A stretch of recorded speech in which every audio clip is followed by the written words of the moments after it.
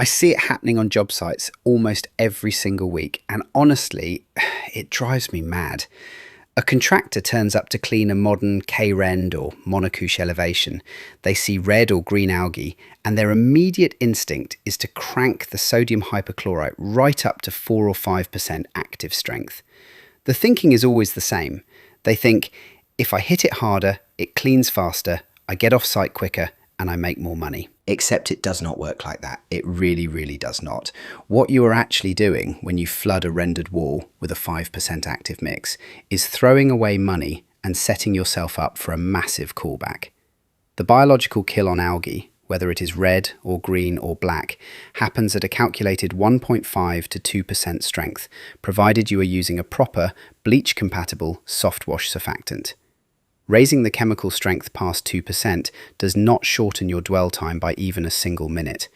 The chemistry needs contact time to penetrate the pores, pure and simple. So what does that extra chemical actually do? Well, let us look at what happens at a microscopic level on coloured render. Modern renders like K-rend rely on organic polymer binders to hold the pigment and the sand matrix together and keep it flexible. When you dump high-strength sodium hypochlorite onto that surface, you are not just killing algae, you are oxidizing those polymer binders. You break down the matrix, you cause surface chalking, and you strip the rich colour right out of the wall. And it gets worse. High concentration sodium hypochlorite leaves behind massive amounts of mineral salt deposits deep inside the render structure. As that moisture evaporates over the following days, those salts migrate back to the surface. That is what causes that nasty, white, powdery salt bloom, or efflorescence, creeping across the wall weeks after you have left the job. The customer calls you up furious because their sharp grey or beige render now looks blotchy and ruined, and you are left wondering what went wrong. And let us talk about the environmental side for a second, because this is huge. When you apply a 5% mix instead of a controlled 1.5% mix, your chemical runoff risk increases by over 200%. That is 200% more active bleach running down into flower beds, soaking into lawn roots, or heading straight towards storm drains where it can cause serious pollution. You are multiplying your risk for absolutely zero operational gain. Then there is the sheer financial waste. I carried out a field study on batch mixing a while back, watching how contractors prepare their tanks in the morning. Say you mix up 200 litres of a 4% solution in a batch tank on the back of your van. It is a warm summer day, sunny, 25 degrees. By 12 o'clock, sunlight and heat have already started degrading that sodium hypochlorite in the tank. You are losing strength by the hour. So what do? You dump even more neat product in to top it up. Between over-application on the wall, rapid tank degradation, and dumping out unused mix at the end of the day, contractors using batch mixing are routinely burning through up to £60 in wasted chemical per single job. £60.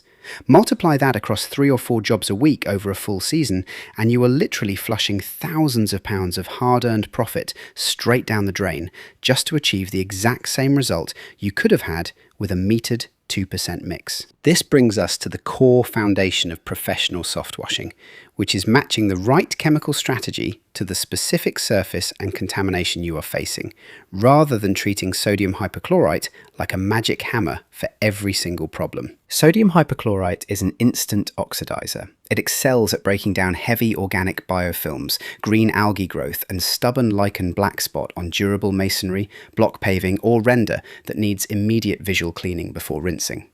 But it has virtually no residual effect. Once you rinse it off and it degrades into simple salt and water, the biological slate is clean, but the surface is completely unprotected from new spores blowing in on the wind. That is where DDAC biocides come in. Didecyl dimethyl ammonium chloride is a completely different tool. It is a cationic quaternary ammonium compound designed for slow, residual, apply and leave treatments, particularly on roofs, tarmac, and mineral paving. Instead of instantly bleaching the organism, DDAC disrupts the cellular membrane of the microorganism over days and weeks. Rain and weathering slowly wash the dead organic matter away, while the chemical bonds to the substrate to prevent new moss and lichen spores from taking root for up to 2 or 3 years. Understanding when to use fast-acting oxidation versus slow-acting residual protection is what separates an experienced professional applicator from someone who just bought a pressure washer last weekend.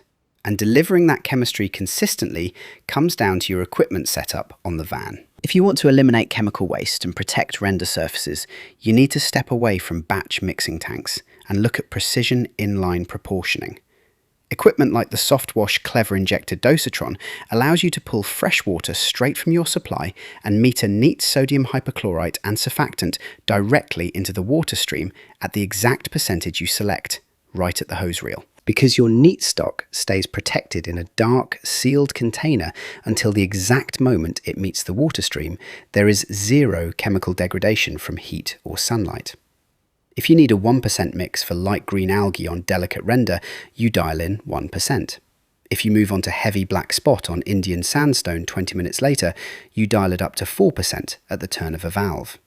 You apply precisely what the surface requires, you save money, and you protect the substrate every single time. Raising standards across our industry starts with education.